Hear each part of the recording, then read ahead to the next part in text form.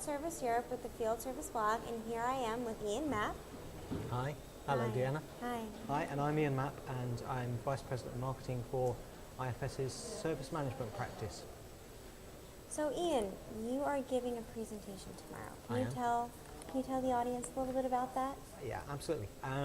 One of the things when a sponsor gives a presentation is that everybody in the audience is expecting a product pitch. Right. So I'm not doing a product pitch. I'm not talking about our products except for about 10 seconds. Okay. It's an industry keynote, so it's about an industry topic. And it's a topic that's close to my heart, which is 100% perfect service delivery. Okay.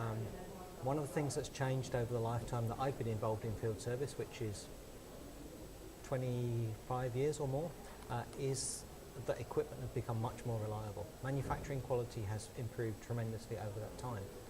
But actually, in parallel with that, customers' expectations have gone up massively too. Right. We all expect that our equipment, our tools will work all of the time perfectly. Right. And when they break, it's even more of an inconvenience and a frustration than it used to be. Yeah, years ago, my first car, I didn't expect it to start more than 50% of the time. Right. And I built my day and I had contingency for things going wrong. Right. Not anymore. Yeah. I now expect that every time I turn the key, the car will start. Right. So there's now no contingency in my day, and if it doesn't work, I'm immediately angry and frustrated. Yeah. How dare it not work? And then I'm thinking, well, now I've got a meeting I'm going to be late for, I'm inconveniencing other people.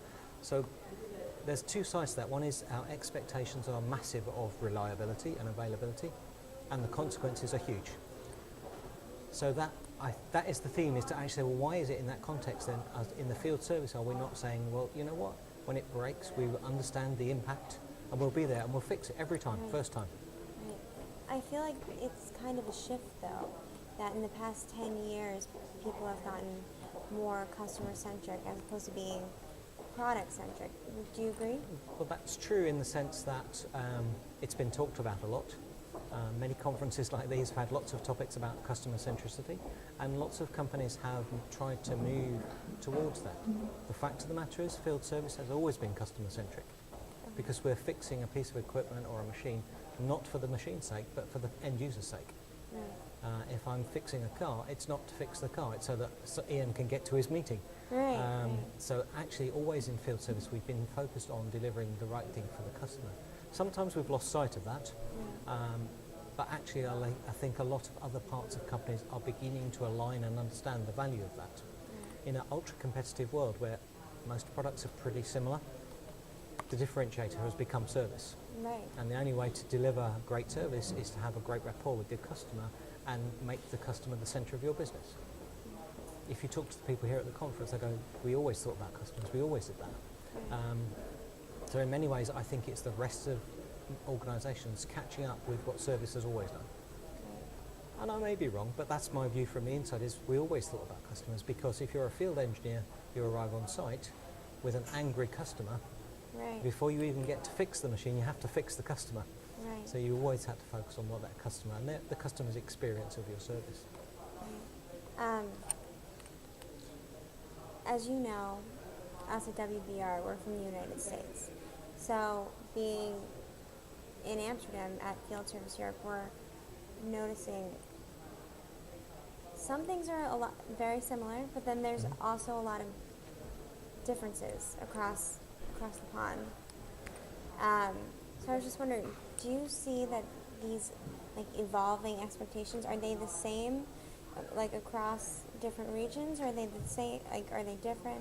They are different, and they're changing at different rates, and that's partly a result of technologies like the internet and instant connectivity and social media. Once upon a time, if I had a problem with a service provider, I could complain to a few people. And so I think that the service culture in the US and in Europe was very different, and they changed slowly, because the Europeans tended to be a bit slower to adopt new technologies and move forward in that environment. But now what's happening is, of course, now I go on social media and I tell the whole world. And so I think that's led to a much closer alignment between the US and Europe. Yes, we're still culturally different, and we certainly have different rates of adoption of technology.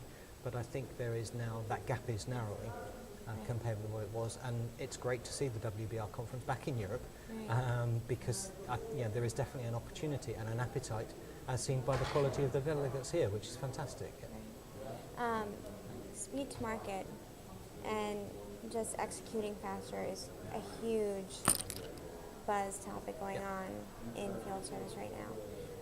What do you think is the single best practice for anyone in this audience? Wow, that's a big question. Yeah, you're right. And in this instant gratification world in which we live, where we want it fixed and we want it fixed now, then actually rising to that challenge from a service provider perspective is a real tough challenge. Right. And I think what we have to accept is that the way that we do our processes and the tools that we use to deliver that has to have a change of mindset from the notion of we always like to think we had a planned environment. You start the day, you know what you're going to do the rest of the day. That's different now because people don't expect next day service or next week service. It's I want it done today and now, which means that we have to adapt not just our tools but actually the way that we manage our business to be more real time, more just in time. To take a theme from the manufacturing world, we have to begin to make decisions now as late as we can based upon the current situation, not what we thought it was at 8 o'clock this morning. Because it's changed, and we've got to get much better. And you do see companies that do this at being much more dynamic in terms of the way that we deliver our service, to be much more responsive to customers who may have a very legitimate need for instantaneous service. Right, and getting the right technician to the right customer at the right time. All of those challenges are still the same. They've always been the same. But the pressure is certainly higher to fix it first time. Certainly. Yeah, and fix it now. Now. Well, Ian, thank you so much for being with us today. It's a pleasure. And I hope you enjoy the rest of the conference. Oh, it's been great so far, so yes, I'm looking forward to it.